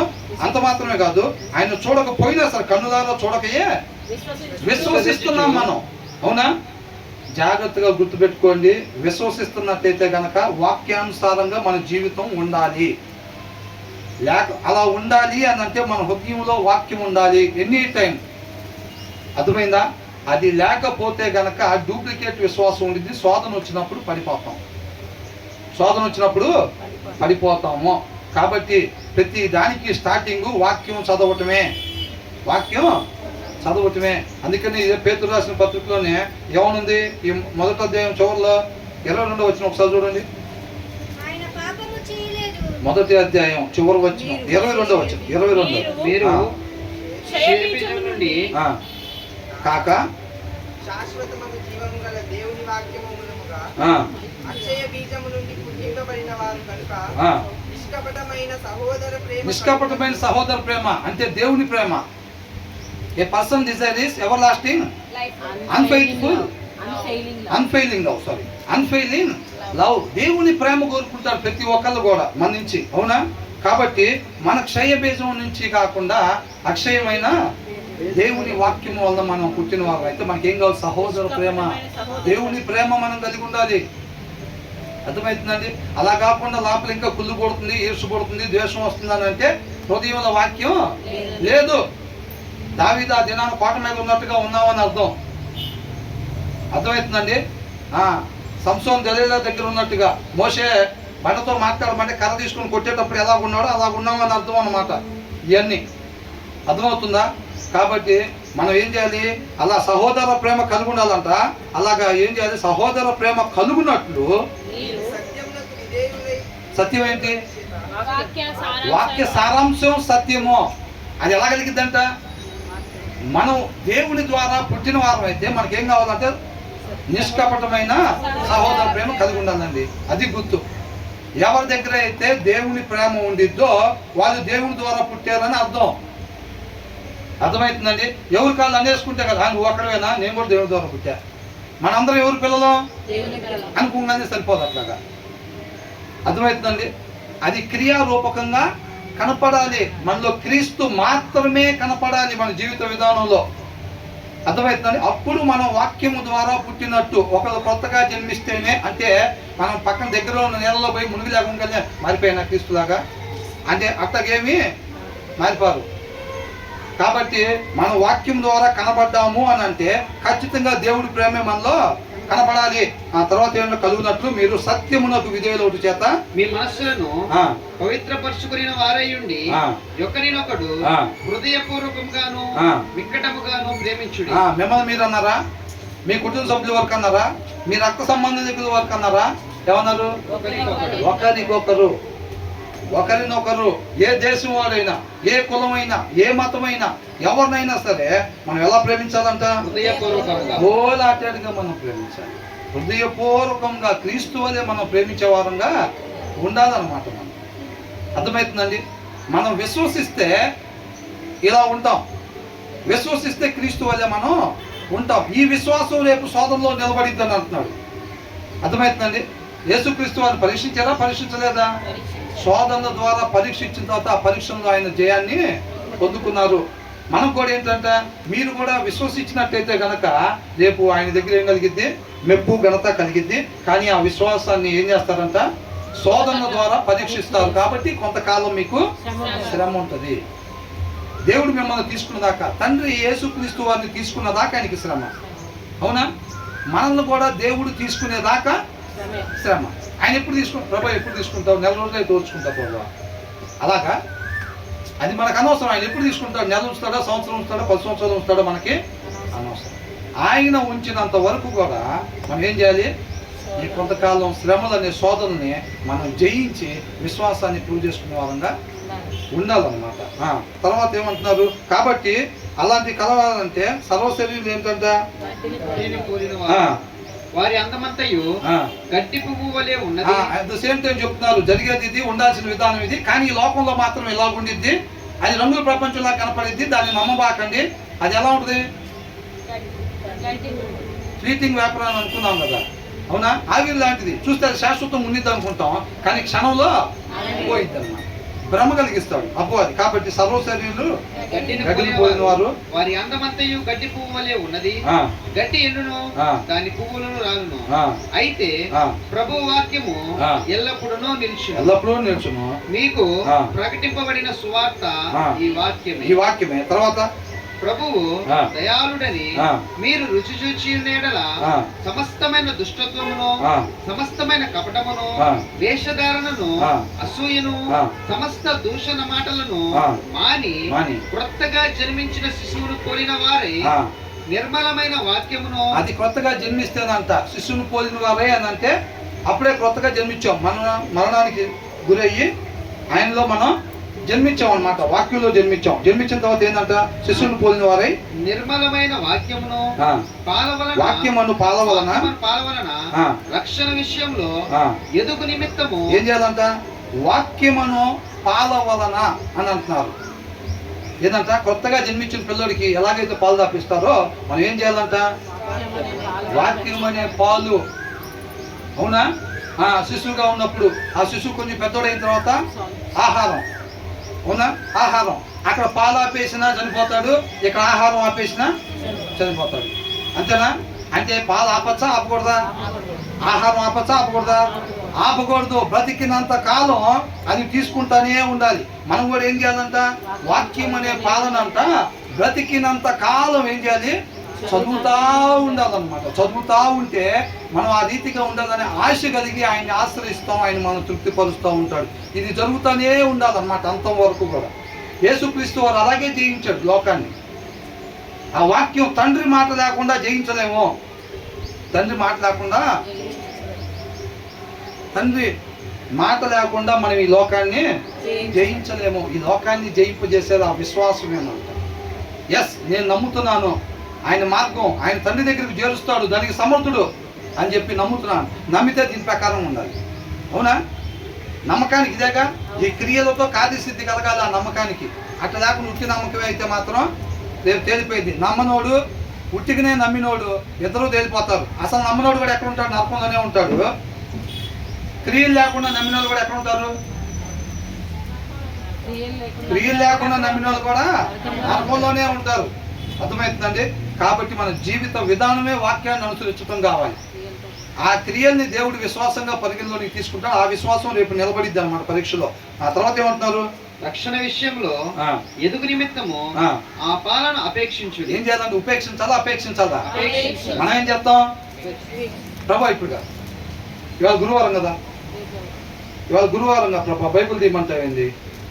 ప్రభా ఇవాళ సోమవారం కదా, మర్చిపోయావా? శుక్రవారం అనుకున్నావా? ప్రభా శుక్రవారమే తీయాలా? ఆదివారం తీయాలి, మంగళవారం సాయంత్రం తీయాలి, స్త్రీలైతే బుధవారం తీయాలి. ప్రభా గురువారం ఇవాళ కూడా తీయమంటావేంది ప్రభా అని అంటావా? ఆ పాలన ఏం చేయాలి? మనం ఏం చేస్తాం? పొద్దున్న లేకంగానే ఇవాళ శుక్రవారం కాదుగా, కొంపదీసి ఏంటంట? కొంపదీసి శుక్రవారం కాదుగా, కొంపదీసి ఆదివారం కాదుగా, ఇవాళ సోమవారం గురువారం అయితే బైబిల్ తీసే పని లేదు. మన ఇష్టం ఇంక ఇష్టాన్ని నెరవేర్చకుండా దూసుకుని వెళ్తాం దేశకారులాగా. శుక్రవారం అదైతే ఆ కోటి టీయనరా అంటాం. ఏం కోటు? ఆత్మీయ కోటు. అది ధరించుకోవాలి. డ్రెస్ కూడా ఉంది, దానికి సపరేట్ అలమార ఉంటుంది. తగు మాత్రం కానీ రాసి ఉంది కాబట్టి దాంట్లో తగు మాత్రం డ్రెస్సులు ఆలమరలో ఉంటాయి. ఆలమరలో ఉండే డ్రెస్సులు ఎప్పుడు వేస్తాం? సోమవారం, మంగళవారం, బుధవారం, శుక్రవారం, ఆదివారం ఆ షెల్ఫ్లో డ్రెస్సులు. ఎందుకంటే తగు మాత్రం ఉండాలి. మిగతా రోజు చెమ్కీలు ఉన్నాయని ఈ ఆలమరలో ఉంటే అవి సోమవారం, గురువారం చేస్తాం. అందుకనే కష్టంగా కాదు వాక్యం చదవటం అంటే, అబ్బో వాక్యం అంటే చాలు ఎక్కడ లేని ఇది వస్తున్నాడు. అందుకని ఇక్కడ ఏమంటున్నాడు చివరిలో? ఆ పాలను ఆపేక్షించండి. పిల్లలు చూసారా? మా పిల్లకైతే ఏం లేదు, ఏదైనా పెట్టాలా, చిన్నపిల్లలు పెట్టాలి లేదా, మమ్మీ ఏం చేసేది, నోటి దగ్గర అట్లా చేయి పెట్టంగానే వాళ్ళు ఎమ్మటే నోరు తెరుస్తారు. వాళ్ళు ఇక ఎమ్మటే తీసుకోసరిలే ఏంటంట అట్లా చేయి పెట్టంగానే వాళ్ళు ఎమ్మటే నోరు తెరుస్తారు. అంటే ఏంటి? వాళ్ళు ఇష్టపడుతున్నారా, ఇష్టపడలేదా? అలా నోటి దగ్గర ఏది తగిలినా కానీ, చెయ్యి తగిలినా, ఏది తగిలినా, ఏదైనా వస్తువు తగిలినా వాళ్ళు ఏం చేస్తారు? అవునా? వాళ్ళు అలాగంటారు. వాళ్ళు అంటే వాళ్ళు ఏం చేస్తున్నారు? అపేక్షిస్తున్నారు. వాళ్ళు ఏం చేస్తున్నారు? ఇష్టపడుతున్నారు. వాళ్ళు ఇష్టపడుతున్నారు. ఆహారం అంటే మనం కూడా ఏం చేస్తాం? వాక్యం అయిపోయిన తర్వాత బ్రదర్ అంటారు, మీకోసం టిఫిన్స్ ఏర్పాటు చేస్తున్నాను, వచ్చింది ఇప్పుడే విసులుదారు, మన ప్రతాపం ఏందో చూపెట్టాలి, అప్పుడు అపేక్షిస్తాం. ఇప్పుడు అన్నిందాక తగిన సమయంలో అన్నం ముగిస్తానని చెప్పాడు. ఇప్పుడు చూస్తేనే ఇంకా సరిగ్గా ట్రైనింగ్ ఇచ్చినట్లేదు ఆమెకి. మనం ఎప్పుడు అపేక్షిస్తున్నాం, ఎప్పుడు ఉపేక్షిస్తున్నాం. అందుకని ఆ పాలన ఏం చేయాలంట? ఆ పాలు లేకపోతే మన జీవితం అయిపోయింది, చనిపోతాం, ఆత్మీయ మరణం వచ్చింది. ఏ పాలు? బాగా తినమన్నారు అని చెప్పి ఆ తిండి కాదండి, ఈ తిండి ఈ వాక్యం అనే తిండి అంట మనకి ప్రతి దినం బ్రతికినంత కాలం ఉండాలన్నమాట. అందుకు దాన్ని అపేక్షించాలి. అవునా? ఓ పూట టిఫిన్ తినకపోతే ఏం కాదు, ఓ పూట భోజనం. ఇప్పుడు ఇది తినపోతే మాత్రం అయిపోతాం, ఆత్మీయత పోయిద్ది అనమాట. అర్థమవుతుందండి? కాబట్టి ఎప్పుడైనా అవసరం అయితే ఒక పూట శారీరక ఆహారం ఆపినా పర్వాలేదులే, కానీ ఆత్మీయ ఆహారం ఒక పూట కూడా ఆపకూడదు. ఎందుకని? బొమ్మల నుంచి చూస్తూ ఉంటాడు ఒక ఆయన, ఎవరైనా అపవాది. ఎప్పుడు ఇలా ఆత్మకు ఫుడ్ పెడతాం, ఆపుతారా, అటాక్ చేద్దామని చూస్తూ ఉంటాడు. అర్థమవుతుందండి? ఎన్ని రోజుల నుంచి కాసుకుని కూర్చున్నాడో దావీదు కోసం. కూర్చుని ఉన్నాడా లేదా? అప్పుడు దొరికాడు. వదులుతాడా? అంత మహింపరుస్తున్నాడు ఆయన. అసలు ఈయన పట్టాలని ఆ రోజు బిర్యానీ తిన్నట్టు ఫీల్ అయి ఉంటాడేమో కదా. అట్లా కాబట్టి గుమ్మం దగ్గర కాసుకొని ఉంటాడు. ఎవరు కనపడతలేదే అని అనుకోబాకండి. ఉంటాడా లేదా? మన విశ్వాసం ద్వారా ముందుకు కొనసాగాలి కాబట్టి ఉంటాడు. మన వాక్యం చదవకపోతే బ్రదర్కేం తెలియదుగా, మన పక్కన షోయింగ్ చేసే వాళ్ళకేం తెలియదుగా అని అనుకోవటం కాదు. ఖచ్చితంగా అపవాదికి తెలిసిద్ది. ఎప్పుడైతే ఆత్మీయంగా బలహీనంగా ఉన్నామో ఎమ్మటే నువ్వు ఏ ప్లేస్లో బలహీనంగా ఉంటావో కూడా మనకు తెలిసిద్ది. ఎలాగో తెలుసా? ఇటు మనం కొత్తగా జన్మించక ముందు మనం కొన్ని ప్లేసుల్లో వీక్గా ఉంటాం. పిండి ద్వారా పడే చేపకి పిండేసే పడతారు. అవునా? ఆ చేపని పిండేసే పడతారు. ఎర్రలు ఉంటాయి కదా, ఎర్రల ద్వారా పడే చేపకి ఎర్రలేసే పడతారు. అట్లాగే మనం కొత్తగా జన్మించక ముందు పాత లక్షణాలు ఉన్నప్పుడు కొంతమంది కొన్ని ప్లేసుల్లో వీక్గా ఉంటారు. నీకు నాకు ఎప్పుడైతే హృదయంలో తగిన వాక్యం లేనప్పుడు ఏం చేస్తాడంటే ఆ ఎర్రను తీసుకొచ్చి ముందు ఆడిస్తాడు. ఎక్కడో దగ్గర, ఆఫీస్ దగ్గర, ఇంటి దగ్గర, లేకపోతే ఎక్కడో ఒక దగ్గర ఆ ఎర్ర తీసుకొచ్చి పెడతాడు. నువ్వు కొత్తగా జన్మించక ముందు, బాప్తిసం తీసుకోక ముందు నువ్వు ఏ ప్లేస్లో వీక్గా ఉన్నావో అది నీకు ఇష్టం అనమాట. ఆ ప్లేస్లో నువ్వు బలహీనం కాబట్టి ఆ ఎర్రను తీసుకొచ్చి ముందు పెడతాడు. నీ ఆత్మకు బలం లేదు కాబట్టి ఏమైంది? ఆటోమేటిక్గా పడిపోతాం. అర్థమవుతుందండి? అదే మనం చక్కగా ఆత్మీయ ఆహారం నిత్యం కలిగి ఉన్నాం అనుకోండి, అంతం వరకు క్రీస్తు వలె దేవుడి మాట మనం కలిగి ఉన్నాం అనుకోండి. యేసుక్రీస్తు వారి దగ్గర ఎర్ర పెట్టలేదా? ఎనీ టైం పెట్టుంటాడు. మనకు కూడా ఎనీ టైం పెట్టినా సరే ఏమవుతాడు? అంతం వరకు మనం హృదయంలో ఎప్పుడైతే వాక్యం పెట్టుకొని ఉంటామో అంతం వరకు గుమ్మాల కాడ కుక్కలా కాపలా ఉంటాడులే, కానీ మనల్ని ఏమీ చేయలేడు. ఎప్పుడైతే ఆయన దగ్గర నుంచి పిలుపు వచ్చిందో మనం జయించిన వారుగా ఉంటామో మనోడు ఏం చేస్తాడు? మనోడు కాదులేండి, అపవాది ఏం చేస్తాడు? ఓడిపోయినవాడిగా, సిగ్గుపడేవాడిగా, అవమానపడేవాడిగా ఉంటాడన్నమాట. అందుకనే యుద్ధం ఆయనకు అప్పగించాలి, జయాన్ని మనకు అప్పగిస్తాడు. యుద్ధం ఆయనకు అప్పగించడం అంటే యుద్ధరంగం మన హృదయం, మన హృదయాన్ని ఆయనకు అప్పగించాలి. 119 దావీదు కీర్తనలో ఉంది, నా హృదయాన్ని లోపరుచుకున్నాను, నీ ఆజ్ఞను నీ కట్టలు గైకొనటానికే నా హృదయాన్ని లోపరుచుకున్నాను అంటాడు. నీ ఆజ్ఞను నీ కట్టలు గైకొనటానికి నన్ను బ్రతికించు ప్రభు అని అంటాడు. యూత్ మీటింగ్లో ధ్యానించుకున్నాం ఫస్ట్ టైం. అర్థమవుతుందండి ఎంత అద్భుతంగా ఉందో. కాబట్టి మన హృదయం అనే యుద్ధ రంగం ఆయనకి అప్పగించాలి. యుద్ధం ఆయన చేసి విజయాన్ని మనకి అప్పగిస్తాడు. నెగ్లెక్ట్ చేసామంటే, నిర్లక్ష్యంగా ఉన్నామంటే, ఆత్మీయ సోమరులుగా రేపు చదువుదాంలే, రేపు వేద్దాంలే మోకాళ్ళు అనుకున్నామంటే మాత్రం ఏమీ లేదు. బండి తేడా పడిపోయిద్ది అంతే. తర్వాత ఏమంటున్నాడు? మనుషుల చేత అది కామన్ గానే జరిగిద్దిగా, అది కామన్ గానే జరిగిద్ది కదా. 2 అంగీలు ఉన్నప్పుడు వాక్యం ఏం చెబుతుంది? అంగీ లేనివాడికి ఇవ్వమంటుంది, ఒక అంగీ ఇస్తాం. ఇక్కడ పేదవాళ్ళు లాగా ఉంటాం, జనాలు దూరం పెడతారు. కామనేగా. పేదవాళ్ళు ఏమంటారు? అరే రారా పద్దాకి నా పక్కన రా అంటారా? అరే వాడు ఎందుకు రా బాబా, సరిగ్గా బట్టలే ఉండవు, వాడు ఏదో చిరిగిపోయిన సొక్క వేసుకొస్తాడు, వాడు నిన్న మొన్న వేసుకొచ్చిన షర్ట్ వేసుకొస్తాడు, మన పరుగు పోయింది ఎందుకు వాడని అంటారు. అంటారా లేదా? డబ్బులు లేని వాళ్ళు ఎలా చూస్తారు? చూడకనగా చూస్తారు. కాబట్టి మనుషుల చేత విసర్జింపబడినను దేవుని దృష్టికి ఏర్పరచబడినది. దేవుని దృష్టికి ఎలా ఉంటాం? ఈ వాక్యాన్ని అనుసరించేటప్పుడు దేవుని దృష్టికి ఎలా ఉంటాం అంట? ఏర్పరచబడిన వాళ్ళంగా మనం ఉంటాము. ఇంకా అమూల్యమును ఎలా ఉంటాం? అమూల్యమైనదిగా. అమూల్యమైన దాన్ని ఏడబడతారు, పడేస్తారా? అట్టబడేరు. అంతగా అమూల్యమైన వాళ్ళంగా ఉంటాం. ఎప్పుడు వాక్యాన్ని అనుసరిస్తుంటే అమూల్యమైన దానికి ఏమి కాకుండా చూసుకుంటా ఉంటాడు. అందుకే నీతి మంతులను ముట్టుకుంటే ఆయన కనుగుడ్డును ముట్టినట్టు అని అంటాడు. అమూల్యమైన వాళ్ళంగా మనం లేవనుకోండి, ఏమైతే వాక్యాన్ని అనుసరించిన వాళ్ళంగా ఉంటే ఎవరో అప్పగించడం కాదు, మనల్ని దేవుడే తీసుకుని వెళ్ళి అప్పగిస్తాడు. కొద్దిగా సరి చేయండి అని అంటారు. సుత్తి పెట్టి అటు ఇటు కొట్టి నీట్గా సరి చేసి మళ్ళీ ఆకారంగా తీసుకొస్తే మళ్ళీ దేవుడు తెచ్చుకుంటాడు. మళ్ళీ వంక శాస్త్రాలు చేస్తాం అనుకోండి, మళ్ళీ తీసుకుని వెళ్ళి దాని కింద పెడతారు, సుత్తి కింద. మళ్ళీ పటా 2 దెబ్బలు కొడతారు. ఆర్థిక ఇబ్బందులు, లేకపోతే ఆరోగ్య ఇబ్బందులు, లేకపోతే ఏదో ఒకటి రాక ప్రభు అని అంట. ఓకే చాలా ఇంకా అందరూ మళ్ళీ తీసుకొచ్చి పెడతాడు. మళ్ళీ లైన్లో దింపుతాడు, మళ్ళీ లైన్లో పోతాం. వాడు ఏదో జిగిజిగా మనకి ఎప్పుడైతే వాక్యం తక్కువ అవగానే వాడు పక్కన పెట్టే కలర్ లైట్కి అమ్మటాడు, తిరుగుతాం.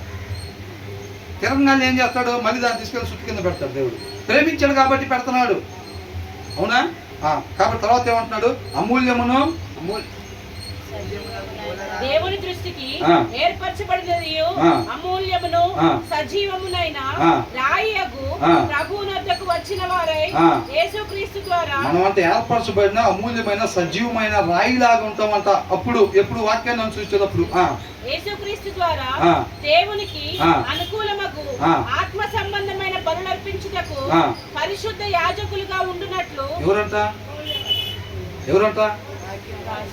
కాబట్టి ఇక్కడ నుంచో వాళ్ళు ఎప్పుడెప్పుడు వాక్యం చెప్పాలి, ఎప్పుడెప్పుడు అక్కడ నుంచో వాక్యం చెప్పాలి, ఎప్పుడెప్పుడు అక్కడ నుంచో సాక్ష్యం చెప్పాలి. ఇక్కడ కాదు.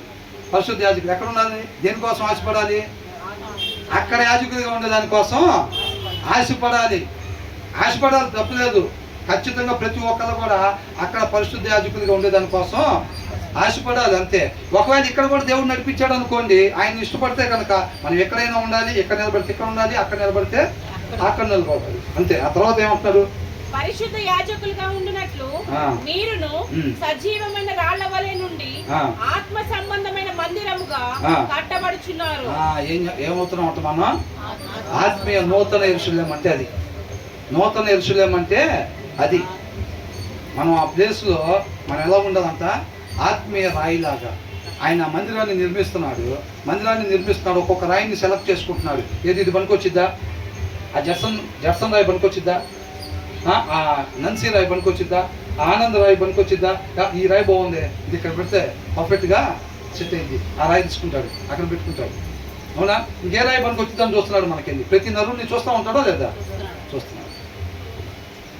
అట్లా ఆయన చెయ్యి పడిందంటే ధన్యులుగా అయిపోతాం, ధన్యజీవులుగా మారిపోతాం. అవునా? ధన్యజీవులుగా మారిపోతాం. ఆయన కృప పొందుకోవటం కోసం తహతహలాడాలి. ఆయన చూపు పడటం కోసం, ఇంటి పక్కన వాళ్ళు ఇంటి వెనకాల చూపు పడటం కోసం కాదు, ఆయన చూపు పడటం కోసం తహతహలాడాలి. ఆయన కళ్ళు దృష్టి ఎవరి మీద పడిద్దంట? ఎవరైతే వాక్యాన్ని అనుసరించి నిర్మలమైన పాలు, ఆ వాక్యం అనే ఆహారం సమృద్ధిగా తీసుకుంటా క్రియలు కలిగిన విశ్వాసం ఎవరైతే బలంగా కలిగి ఉంటున్నారో ఆ రాయిని ఆయన సెలెక్ట్ చేసుకుంటాడు. ఏ రాయిని పడితే ఆ రాయినే సెలెక్ట్ చేయడు. అట్లా తీసుకొని ఏం చేస్తాడు? నూతన యెరూషలేముని నిర్మిస్తాడు అనమాట. ఒక్కసారి ఇటు వచ్చేసేయండి. మళ్ళీ ఇప్పుడు దీంట్లో 9వ వచనం చూడండి ఒకసారి. అయితే మీరు 2వ అధ్యాయం 9వ వచనం. అయితే మీరు చీకటిలో నుండి ఆ, ఆశ్చర్యకరమైన తన వెలుగులోనికి మిమ్మల్ని పిలిచిన వాని గుణాతిశయములను ప్రచురము చేయు నిమిత్తము ఏం చేయాలంటే మనం చీకటిలో నుంచి ఆశ్చర్యకరమైన తన వెలుగులోనికి మిమ్మల్ని పిలిచిన వాణ్ణి గుణాతిశయములను ఆయన గుణాతిశయాలు, ఆయన గుణాలని మనం ప్రచురింపజేయాలి. ఆయనలో ఉండే గుణాలు మన జీవితం ద్వారా కనపరచాలన్నమాట జనాలకి. అర్థమవుతుందండి? క్రీస్తు వలె జీవించటం ద్వారా మనం ఆయన గుణాతిశయాల్ని ప్రచురము చేయ నిమిత్తము ఏర్పరచబడిన వంశం. ఈ వంశంలో ఉండాలి, ఎలా మంచుల వంశంలో ఉండాలి, ఆ మంచుల వంశంలో ఉండాలి, ఈ వలన వంశంలో ఉండాలి. అట్లా అంటే నేను ఆ పేర్లు అంటే ఆ చెడ్డోళ్ళు నేనేం చూడలేదండి, కొద్దిగా పేరు మోసం ఇంటి పేర్లు కాబట్టి చెప్తున్నాను అంతే. అట్లాంటి వంశంలో పుట్టి ఉండాల్సిందిరా, నేను తిప్పేవాళ్ళని మేసం. ఆ వంశాల్లో కాదండి మనం ఉండాలని కోరుకోవాల్సింది. ఏ వంశంలో అంట? ఈ వంశంలో ఉండాలంట మనం. గుణాతిశయాలు ప్రచురం చేయ నిమిత్తం ఏర్పరచబడిన వంశమును. అది ఇక్కడ పదవుల కోసం కాదు, అక్కడ రాజులైన యాజక సమూహమును, పరిశుద్ధ జనమును. దేవుని సొత్తైన ప్రజలై ఉన్నారు. అబ్బా, ఆయన సొత్తు, వీళ్ళు నా సొత్తు అని ఆయన చెప్పుకునేటట్టున్నారు. అర్థమవుతుందండి? ఉండాల్సిన రీతిగా మాత్రమే ఉండేవాళ్ళు ఉన్నారు చూసారా, ఈ క్రమంగా ఉండేవాళ్ళు చూసారా. నా మాట ప్రకారంగా, నేను సృష్టికర్త, వాళ్ళ సృష్టి, నా మాట ప్రకారంగా నడుచుకునే ఈ జనం నా సొత్తు అని చెప్పి ఆయన గొప్పగా చెప్పుకునే జనాంగం ఉండాలి. అర్థమవుతుందండి? అలాగ మనం ఉండి జీవించేవాళ్ళం. వీటన్నిటికీ ఆధారం విశ్వాసం. విశ్వాసం ఉంటేనే మనం ఆ రీతిగా పైన వాటిని మాత్రమే వెతికే వారంగా ఉంటాము. విశ్వాసం లేకపోతే మనం ముసుగేసుకుంటే, విశ్వాసం ముసుగేసుకునే వాళ్ళ చూపు లోక సంబంధంగానే ఉండిద్ది, కొంతకాలం ఉండిపోయే వాటి మీదనే ఉండిద్ది. అలా కాకుండా మన శాశ్వతమైన దాని కొరకు మనం జీవించే వారంగా ఉండాలి. అలా ఉండాలని అంటే వాక్యమై ఉన్న దేవుని నిత్యం మన హృదయంలో కలిగి ఉండాలి. దేవునికి మహిమ కలుగుతుంది.